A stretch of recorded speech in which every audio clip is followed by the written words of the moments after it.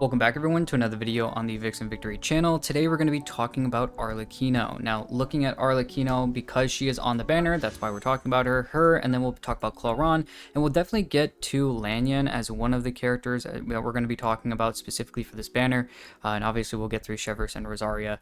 And hopefully if I can keep up with these before the banners go away, we'll try to burn through as many of these characters that I haven't done already with these characters that are on the Chronicled Wish, to kind of give you guys a quick tip idea on each of the characters that you're building for them.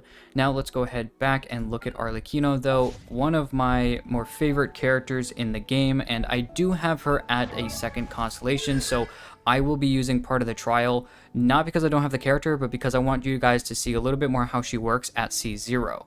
So first and foremost though, looking at Arlecchino, she's a Pyro DPS, specifically focusing on a lot of her normal attacks, and she kind of gets an infusion specifically through her skill, which we're going to talk about how that actually works. So looking at the talent priority and how we're going to be focusing on that, you can already see how I go for a 10-8-10. Technically you could go for a 10-9-10. The reason why the normal attack is higher than the skill is obviously, like I said, she's actually focusing on all her damage with her normal attacks, but the skill, when you level it, actually it's very crucial to her kit. But actually the whole point of the skill, it's great and all, and it's very nice. The problem is that when you increase it, the damage only comes in a very passive, not extremely high damage route. What I mean by that is all these numbers that you see here are not anything crazy, meaning the numbers that you get here are not going to do a lot of damage and don't actually go to maybe the actual end of her kit and having her do a lot of damage. So leveling into the skill is nice and can be helpful, but it's not necessarily something that you have to super care about. You really care about the function of the skill, not necessarily the modifiers that you level up into. And then that's also why the burst is also pretty helpful though, because based on your bond of life and attack, you're going to get some HP back. And now we're going to talk about a passive on why that's extremely helpful, but also the modifiers on her skill are also going to make that extremely helpful and useful, and making sure that does a high damage hit as well is going to be pretty helpful. Now, obviously, like I stated before, nothing really crazy different about the basic part of her normal attacks, but when we look at the next part of her, the reason why she gets this her infusion is actually inside of her normal attack talent. Now it states that in the Mask of the Red Death, when Arlecchino has a bond of life equal to or greater than 30% of her max HP, she will enter the Mask of the Red Death state, where her normal charge and plunging attacks will be converted to deal pyro damage. This cannot be overridden, and when Arlecchino is in this state, Arlecchino's normal attacks will deal extra damage to opponents on hit that scales off her attack, multiplied by the certain ratio of her current bond of life percentage. What that means is the more bond of life you have, the more damage you're going to do. So the higher that it is on, or more to the right that it is filled up on your HP bar, the better. This will consume 7.5% of said current bond of life. Basically, every single normal attack you do is going to consume the bond of life that you have. And while that is consuming it, though, you can gain it back, and we'll talk about that in a second. Her bond of life can be consumed this way, 0.03 seconds. It is very within her doing her constant normal attacks, and when her bond of life is consumed in this manner, all its ashes cooldown will decrease by 0.8 seconds. That is a very big part, actually, of making her skill extremely useful. So this part down here, don't forget about it. It's very useful and a very big helpful reason to why she can get her rotation actually works well. Looking at the skill, this is going to be the major way, once again, how you're actually going to be doing a lot of her damage. But like I stated before, because I kind of want you guys to actually see how she works as a character, we're actually going to be jumping into her event-specific banner, going into her actual event, so you guys can see how she actually works at C0 with 0 constellations on her. But looking back at the skill, it states that it summons forth Bale Moon Bloodfire, dealing pyro damage to nearby enemies, and doing a dash cleave on them with an AoE pyro damage hit. Opponents hit by the aforementioned attack will have a Blood Debt directive applied to them. It'll look like almost a dark red X on an enemy.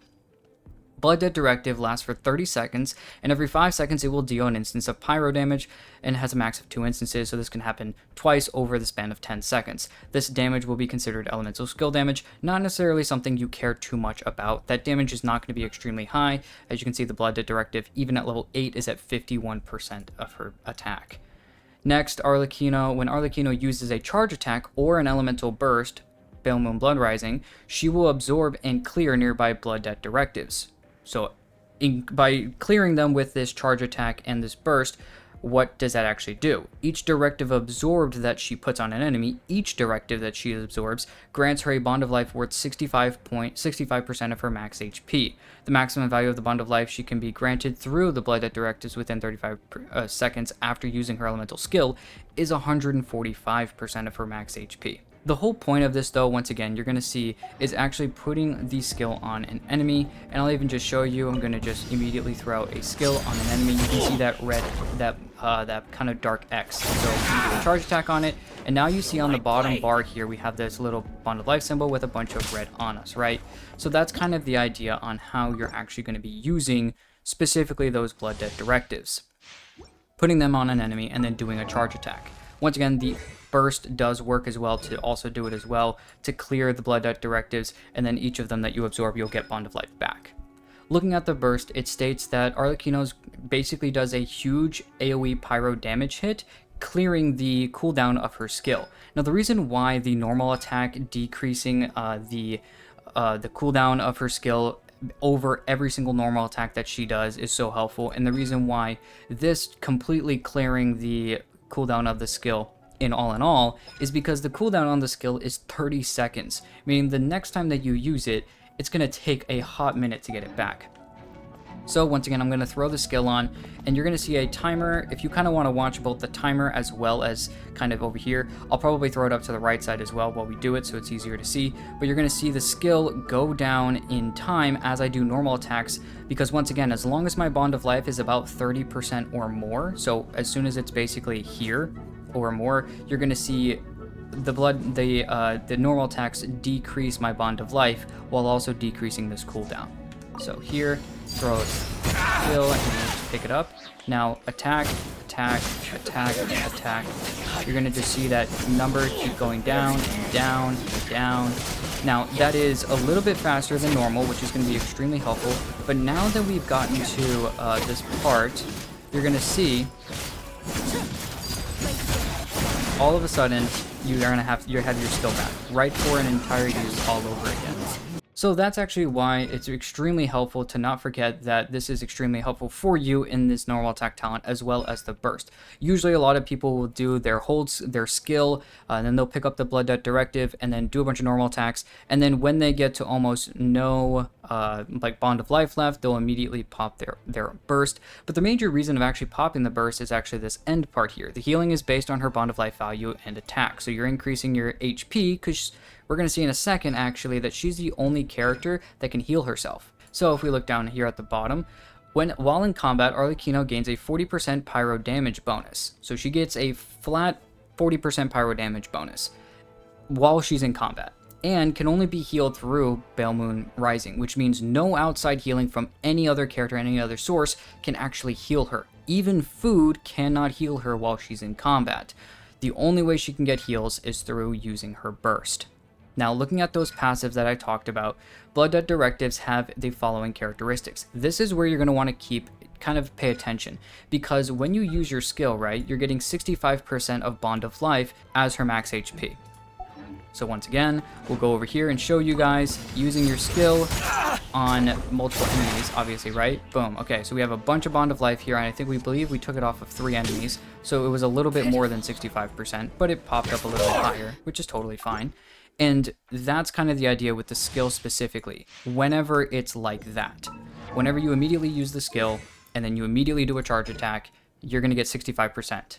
And obviously a little bit more if you do it on multiple enemies. The passive talent here states that Arlecchino will be granted a bond of life worth 130% of her max HP when an opponent to which she applied the directive is defeated. So if she threw a skill or that directive out and that enemy died before she could take the bond of life off, you get 130% of your max HP as bond of life.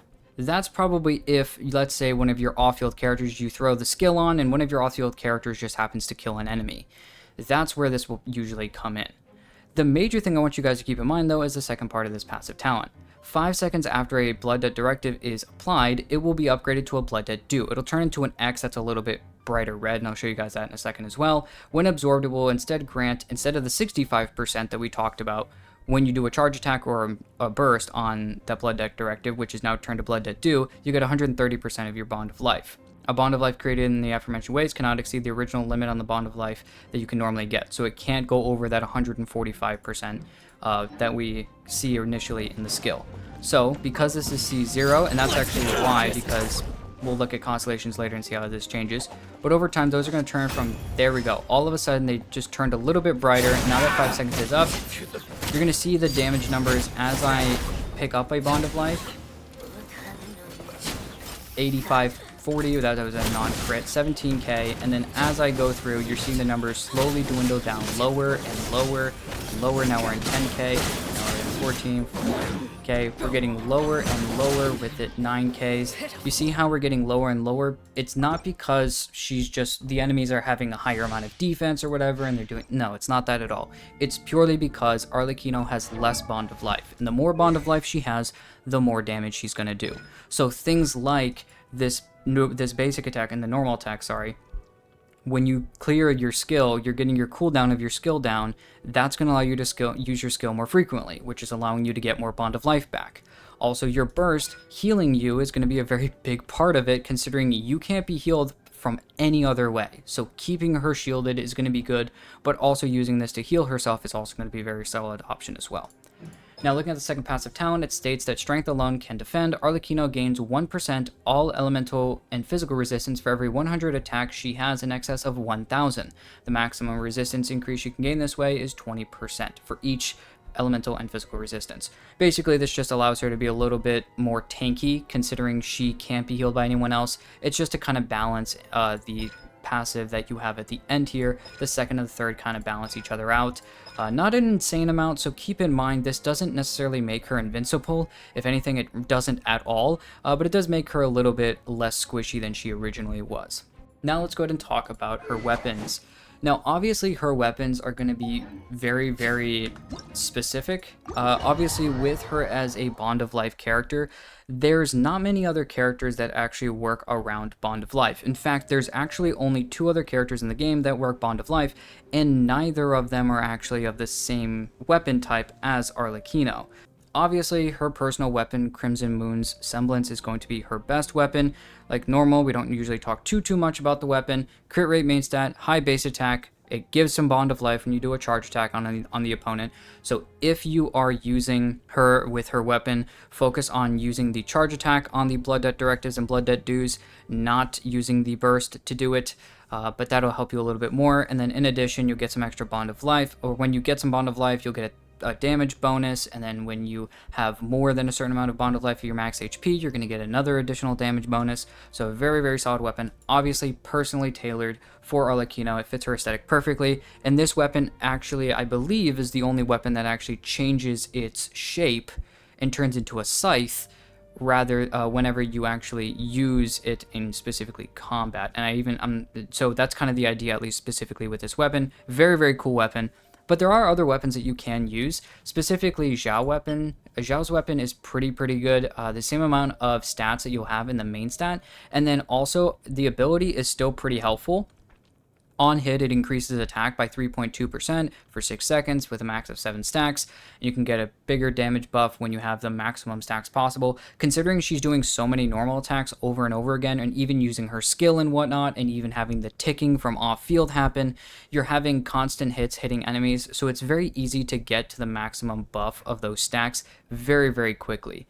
Now, another weapon besides this is Staff of the Scarlet Sands. That is going to be Cyno's weapon. The reason why this weapon's pretty good is just because it has a high base attack at 40, or a high crit rate at 44.1%, has a lower base attack at 542 than her personal weapon and Zhao's weapon, but it is extremely good. And also, because Arlecchino usually gets thrown into like Vaporize teams or Overload teams, but mainly those Vaporize teams, that usually allows her to have a pretty good amount of elemental mastery, and Staff of the Scarlet Sands basically gives you more attack based on your elemental mastery. So this, if you do use Cyno's weapon, you have an accidental, extra copy, or you got it by accident in the first place, you could use this on your Arlecchino, and it actually works pretty well from what I've heard from other players. Another weapon that a lot of people that actually want to have the top percentage in Akasha or whatnot for like kind of rankings for the best Arlecchino builds are usually using Staff of Homa, purely because the amount of crit damage that you can get in the main stat, plus it has a balanced out amount of base attack with a pretty good high amount of crit damage. Also, the ability isn't useless. That's actually why Staff of Homa is a pretty solid weapon on a lot of different characters that are based off of attack, because even though other characters don't go so heavily into HP, having the ability to just have a bunch of HP stacked onto the character, because you're already at 20,000 HP for a character normally, throwing on a bunch of attack based off of that 20,000 is still pretty helpful when you actually look at things. So a pretty nice stat bonus that you can get for Arlecchino here in the ability. Now there are other 5 stars that you could technically use, but those are kind of my top few picks. When I look at 4 stars, looking at a not free-to-play weapon that is Deathmatch, let's actually go to an R. Well, at level 90, you get 36.8% crit rate with 454 base attack. When we look at R1, though, it states that if there are at least 2 enemies nearby, you get an attack and defense buff. If there's less than 2 enemies, so 0 enemies or 1, you will get an attack increase only. So a very, very nice, helpful buff. If there's more than 1 enemy nearby, that allows Arlecchino to have a little bit more of a defense buff as well, which allows her not to get, once again, as squishy as she probably is normally. If you are fighting a boss with one, it's one entity, then it will be specifically just an attack buff. But it's really, really nice because of the high amount of crit rate you can get. It is a battle pass weapon, so it's not necessarily free to play, but a very good weapon nonetheless. Another weapon I do want to talk about as well, which is another Battle Pass weapon for 4 stars, is Ballad of the Fjords. Ballad of the Fjords is a good option at 27.6% crit rate with 510 base attack, so a little different than what you're going to get in the Deathmatch weapon. Deathmatch has a lower amount of crit rate, or a higher amount of crit rate and a lower amount of base attack, kind of depends. Ballad of the Fjords is a pretty good option though, because it states in its ability that when there are at least 3 different elemental types in your party, elemental mastery is going to be increased by 120, and this is going to increase more. Now once again, I was talking about how Arlecchino works with a lot of Vaporize teams, so this weapon actually holds a lot of value, and because she's usually thrown with at least she's a pyro character, and even if you use another pyro character, usually you're using like another, a hydro character, and usually some sort of like Animo Swirler or a Geo character like Shilonen to kind of buff.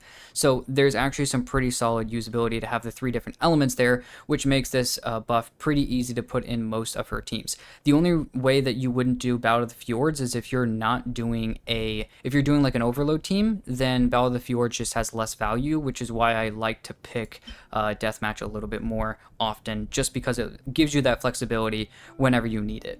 Now another weapon we could use is White Tassel. Now White Tassel is a 3-star weapon, so very, very easy to get. The thing with White Tassel to keep in mind though is that with White Tassel, it is a 3-star weapon, so its stats aren't necessarily amazing, but it is still, once again, a free-to-play weapon. Well, at least, once again, it is through the wishing system, but getting this weapon can get you 23.4% crit rate at level 90 with 401 base attack.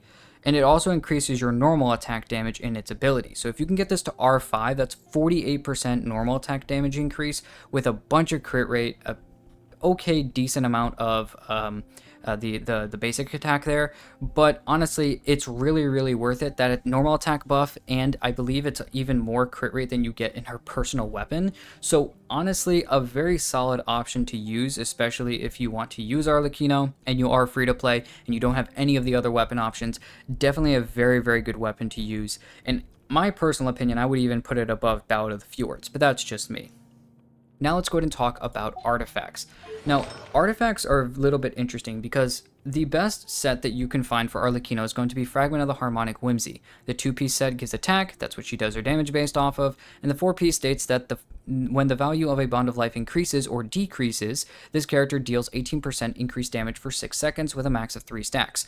Once again, those normal attacks that she does are happening, or she can lose her bond of life 0.03 seconds. So if you can do 3 normal attacks pretty quickly, you're losing bond of life each time, which is giving you a buff of 54% increased damage for 6 seconds. Now you're constantly increasing and decreasing your bond of life, so even when you use your burst to get rid of all your bond of life to heal yourself, once again, you're getting rid of all your bond of life, which is decreasing the amount of bond of life. So your damage is still increased there as well. So using that there can still mean a lot of very good usability for this actual set for Arlecchino. It's practically made for her and Chloron. because mainly they're the DPSs and they constantly are increasing and decreasing their bond of life. Now, besides this set, there is another set that you could use, which is the 4-piece Gladiator's Finale. Gladiator's Finale is just amazing for a lot of sword, claymore, and polearm users. It's a very old set. It's been there since, I think, one of the beginning pieces of the game. So a very, very solid set, but it's been here for so long. There's a reason why it's so good. Is because it's the same amount of attack in the 2-piece, and the 4-piece states that if the wielder of this artifact set uses a sword, claymore, or polearm, which Arlecchino does, it increases their normal attack damage by 35%. Pair that with the weapon that you might have in White Tassel at R5, that's 48% normal attack damage, plus the 35% here. You're looking at a very, very nice buff to your personal damage for Arlecchino in those normal attacks. So a very, very good set. This is even good for other characters like Ayato or whatnot whenever you look beyond their personal sets. Gladiator's Finale definitely sometimes can outclass the actual better set. Now, if you have like similar like stats between Harmonic Whimsy and a Gladiator's Finale, Harmonic Whimsy is gonna outplay Glad almost every single time. The only reason that I would tell someone to actually use Gladiator's Finale over her personal set is if you're still grinding Fragment and you don't really have amazing pieces, then you might as well actually just keep using Gladiator's Finale, because it's pretty easy because of boss drops and everything. You get it so often that getting really good Glad pieces usually just kind of falls in your lap. So this is a very, very easy set to actually use with her. If you want, just use 2-piece of these sets for Arlecchino. You can use a 2-piece, any attack set that you really want to with Arlecchino, using those 2 pieces, using any 2-piece of pyro damage bonus. Any of those are going to be very, very useful for Arlecchino specifically. Now, when we look at main stats, actually, technically with this, you're going to see every single almost every single person use attack percent. And I'm going to back that up 110%. I think attack percent is going to go 99% of the time in first place. The only reason that I might, and keyword on might, because I still don't think I would personally do it, but I could see it if somebody else does, is the only reason that I would actually take the time to actually get an EM Sands is, number one, is if it's an EM Sands and it is the only, I have really, really good, pieces on, or substats on it, like an amazing amount of crit damage and crit rate and, attack percent or something like that. And I would have to have Staff of the Scarlet Sands as my weapon, because once again, it turns EM into attack. So that is specifically the only reason I would still use an EM Sands. But even still, with people using Staff of the Scarlet Sands, I still see a lot of those users still use an EM Sands, and that's purely just because of the amount of attack that you can get in the main stats. Plus, as you're grinding out this set anyways, it's just a lot easier to kind of get this and focus on a lot of her other weapons that she actually has. And EM is a very specific part of her kit that you really don't need that much of. Next, we're going to be looking at the goblet. Now, there is some debate that can happen here. Personally, I still go for a pyro damage bonus. If you feel like you actually have better luck with an attack percent goblet, go for it. I've still seen myself get better damage off of a pyro damage bonus goblet, but keep in mind that the reason why people do an attack percent goblet instead of the other one is purely because of this passive talent here, giving you 40% pyro damage bonus anyways.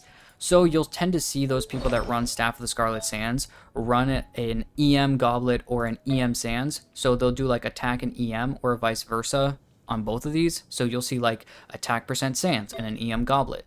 Or you'll see an EM Sands with an attack goblet, whatever. You'll see like that back and forth between the two because of the 40% pyro damage bonus you get in the back. Or you can just do double attack. That also works. I wouldn't do double EM just because, once again, really not that worth it. Even if you use staff, really not that worth it. When you look at the circlet, depending on really what you need, most of her weapons are crit rate based, so you'll probably be running a crit damage weapon or crit damage circlet. But if you are running like Staff of Homa, you'll probably be running a crit rate circlet. Just depends on how good your substats are. Probably just aim to try to have a 60 to 70% crit rate, because you are attacking very often with her, and you want to make sure, even though this is a quantity of the attacks that you do, because of her crit difference of 50 to 100k whenever you actually get the crit, you're actually looking at a very solid number, so you might as well make sure you're critting, because you're doubling the potential in an insane amount as well. Looking obviously at substats, you're looking for attack percent, crit damage, crit rate, even EM. Not a specifically amazing stat to have, but it is pretty helpful, especially if you want to make sure you're doing well in those vape teams or vaporized teams. Now, looking at Constellations, this is where she kind of has actually some pretty solid Constellations, and specifically that C1 and C2 and C6 are really what we're looking for. But looking at the C1, it states that Mask of the Red Death is further enhanced. So Mask of the Red Death, if you remember, is this part in her normal attack talent right here. That is basically the part that allows her to actually get the pyro damage infusion on her normal attacks, because you have Bond of Life over the amount of 30%. But let's see what the C1 actually changes it to. Looking at the C1, it states that Mask of the Red Death is further enhanced. The value of the increase is 100%. So you're going to see a bigger increase based on what Mask of the Red Death is. Mask of the Red Death is this little bit here in the normal attack talent here. Specifically looking at the attributes for that increase, you're getting 100% more. So that's kind of the idea, at least with it. So a very, very nice damage-specific increase for the amount of damage. Once again, while Mask of the Red Death is going, you're getting that much more attack onto your damage hits because you have Bond of Life on you. Additionally, Arlecchino's interruption resistance is increased when she performs normal or charge attacks while affected by their Mask of the Red Death. Also extremely helpful, considering a lot of players usually don't run shielders with Arlecchino, usually.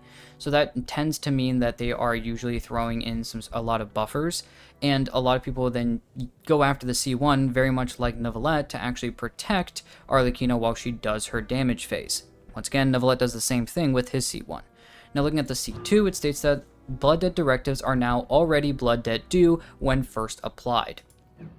Once again, as I kind of showed you guys originally with the whole idea of using your skill, and then it's that dark X, and then over time you wait 5 seconds, and then all of a sudden it becomes that kind of like bright red. Well, if you look actually here, because I have a C2 Arlecchino, I'm going to throw my X on, you can see it's already that light color, that bright color.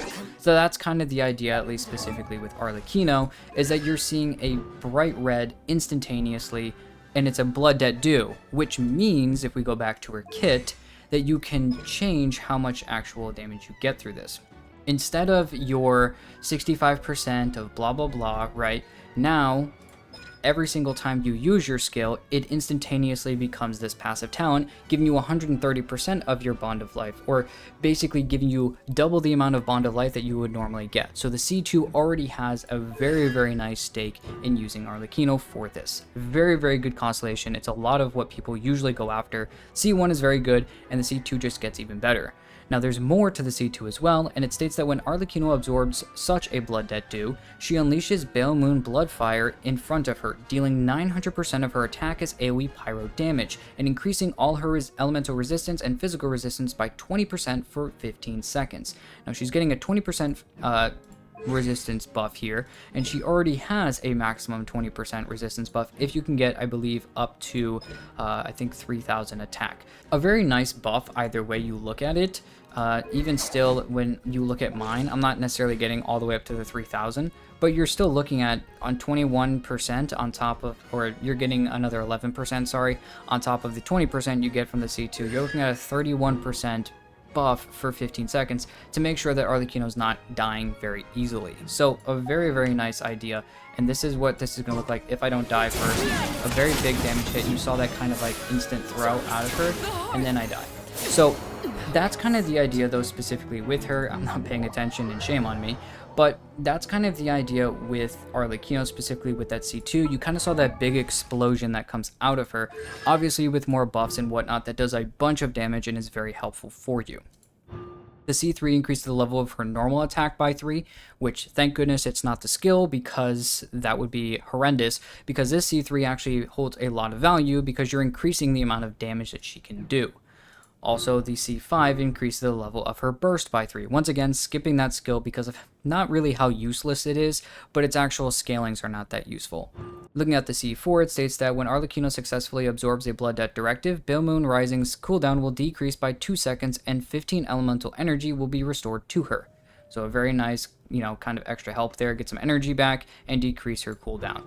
Looking at the C6, it states that the damage of Pale Moon Rising, which is her burst, is increased by Arlecchino's attack, multiplied by 700% of her Bond of Life at that point in time, and 40 seconds after Arlecchino uses her skill, both her normal attacks and elemental burst gain 10% crit rate and 70% crit damage for that 20 seconds that you have. So 20 seconds of extra 10% crit rate and 70% crit damage, and you get a very nice, huge damage buff basically for the amount of Bond of Life you have. Just an insane amount of extra damage that you get all around for the character. A nice extra little bit of stat padding basically with the crit rate and crit damage makes it a little bit easier to maybe build your Arlecchino a specific way.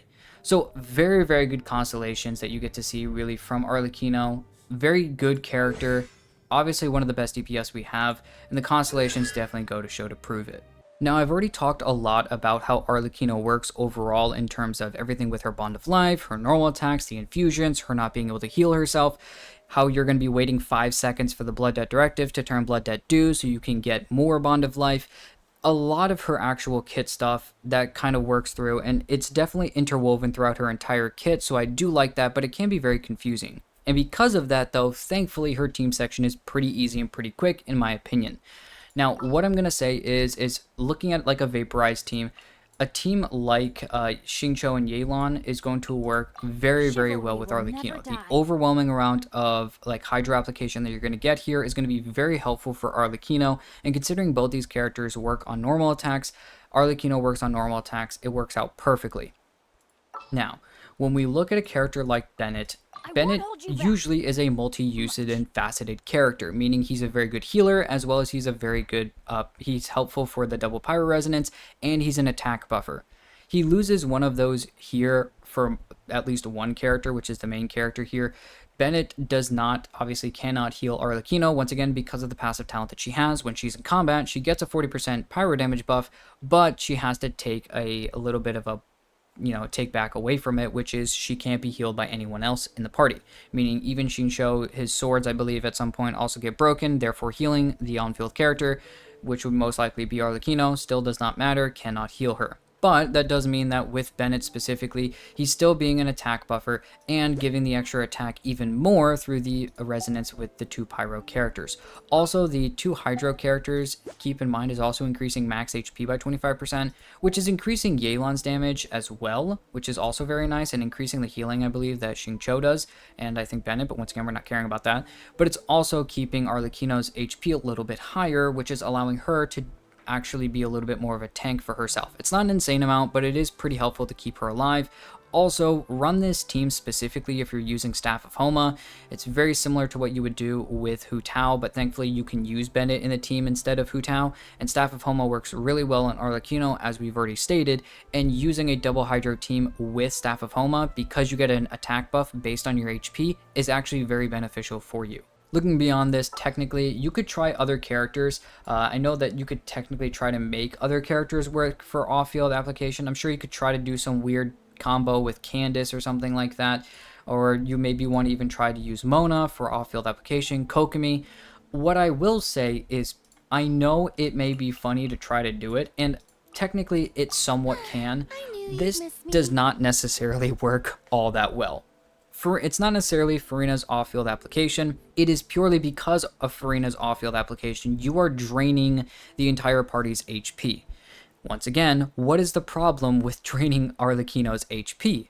The problem with draining her HP is that no one else besides her can heal herself. So I've come into a lot of issues with trying to put these two together. It can work if you can get your burst back consistently. So if you had a better ER than I did, considering I just went so full into my crit and everything, I have a very low ER. So if you can still somehow have, I believe one of the people I know has like a 60 something over 200 with about 124 ER, which is probably the highest I've seen probably on an Arlecchino. It can work if you can get that burst back consistently to be able to heal yourself over and over again with Arlecchino. In my personal opinion, though, I don't feel like it really does a lot for you. I feel like it actually takes away. As much as it's funny to kind of put these two characters together, you can definitely do it. I just won't say that's necessarily amazing. So from my personal use and testing with Arlecchino and Farina, I haven't seen amazing results just because Arlecchino gets so close to dying that she either dies or I get out, by the skin of my teeth. So looking a little bit beyond that, though, let's look at some other teams. You could also even throw in an extra Viridescent Swirler or a different character buffing it there as well. If you feel like Yelan or Xingqiu or whatever is doing really well for application-based, those are the only two I'd really use for constant Hydro application for Arlecchino because they're the only ones that can really keep up. Specifically, though, I think this works really, really well. If you can get like a C0 Arlecchino, throw your skill out with Arlecchino, pick it up with Kazuha, with him swirling, go to a Yelan burst, into a Bennett burst, and then immediately go into an Arlecchino charge attack. The 5 seconds should be up by the time you're done going through these supports, which means by the time you get to Arlecchino, that Blood Debt Directive is now turned to a Blood Debt Dew. You can get more Bond of Life, which means more damage. Arlecchino is happy. If you have C2, this changes how you play her. So usually at that point, you'll start with like a Bennett skill, swirl it with Kazuha, or you could honestly do like something different. So you could technically pop a Yelan burst immediately, swap over to a Bennett, and then Kazuha, use a Kazuha skill on the ground because Bennett kind of puts pyro on enemies when they're in his little field. So at that point, they should have pyro on them. Kazuha can swirl the pyro, give the buff over to both these characters, mainly Arlecchino, allowing then Arlecchino to get the damage and usability from Yelan's buff that she actually has, as well as the application from her. I know that was a lot to be said, but you guys will see that in the gameplay section. So that's kind of the idea. If you guys want, you can easily swap out a character like Kazuha for Xilonen. Once again, Xingqiu can easily take the place of Yelan in this instance as well. And if you really even want to, I did talk about a recent character, Kachina. You could also even throw Kachina in here as well, considering she uses the 4-piece scroll, the Hero of Cinder City set as well, which can be helpful. Now, another interesting team that I've actually wanted to try was Shenhe and Citlali with like a Bennett, doing a double cryo and a double pyro. This also helps with a crit rate increase, and it helps with an attack increase between these two characters. Shenhe's a pretty solid character considering she can increase normal and charge attack damage, and she can even help elemental skill, elemental burst damage, depending on what you do. Citlali's constant cryo application with Shenhe's constant cryo application, plus Citlali gives a buff to pyro and hydro characters when you create melt or vaporize. So a very, very good combo team that you could kind of run together. Double cryo, double pyro. I think it's going to work pretty well. You could easily also work without Shenhe and throw in like a different character like Layla or Rosaria. I'm pretty sure Rosaria works exceptionally well. She gives a crit rate buff as well. She's pretty easy to get a bunch back of energy. Citlali is the same way as well as Bennett. So very, very solid characters to kind of back it up here. If you use Citlali with Arlecchino, which I don't think is a bad idea, you could try to maybe throw in a different character like Yelan or Xingqiu to maybe kind of have the freeze kind of happen, and even some vaporizes and melts for Arlecchino to kind of bounce between, because that's really what you're paying attention for here. You could easily swap out a character like Bennett for like a Xilonen, because she has a really nice resistance shred that she can get through.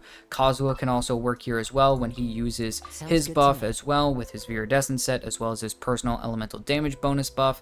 So there's a lot of different ways to run that kind of melt and vaporize team, specifically with Arlecchino.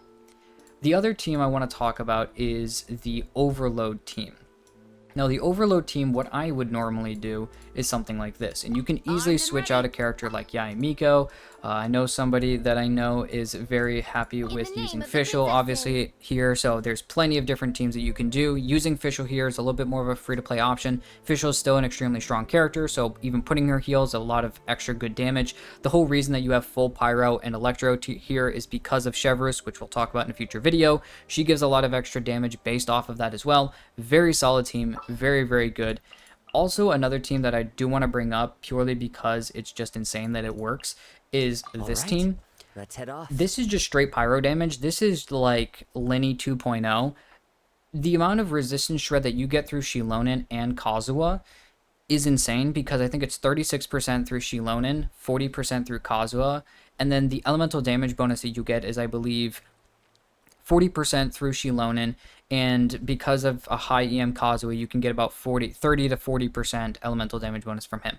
So easily about 70 to 80% elemental damage bonus, and about 76 or 70 something percent if resist and shred to pyro. plus an attack buff that you get here. Yes, these two characters are healers, but you don't even care about that. You're still getting a nice attack buff. I just think it's an exceptional team. It works extremely well and very, very strong at that. So if you can get away with this, this is very good. Also, all those characters using like Kazuya, you can use characters like Jean, Venti, Sucrose. Those characters also work pretty well. Shilonen can be taken out here and instead use Kachina, but the only reason that this really works is because of that resistance shred, so I would really still kind of use specifically a different character to kind of make that work. When we look a little bit beyond this, technically you could run some other teams that could work a little bit more with Arlecchino, but technically those Melt, Vaporize, and specifically like a full Pyro team, or even looking at something like that Overload team, all those teams are going to work exceptionally well and really make Arlecchino the central focus point of her being an extremely strong DPS, still a very strong DPS. Yes, Mavuika was just here and she does absolutely insane numbers. I think that her and Neuvillette are still extremely strong characters, no matter how you kind of splice it.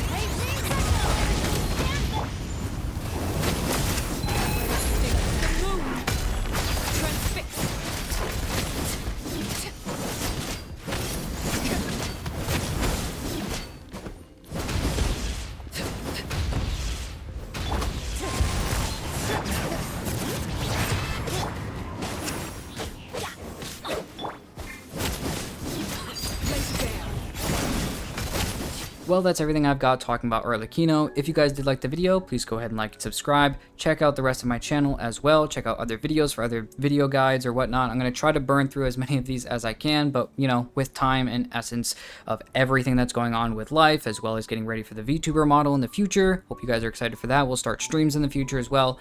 These might slow down and not become as, you know, fast paced as you've kind of already tend to see with the videos, but I'll still be trying to put them out because I still do enjoy them. So once again, thank you guys though for watching the video, and I'll see you guys in the next one.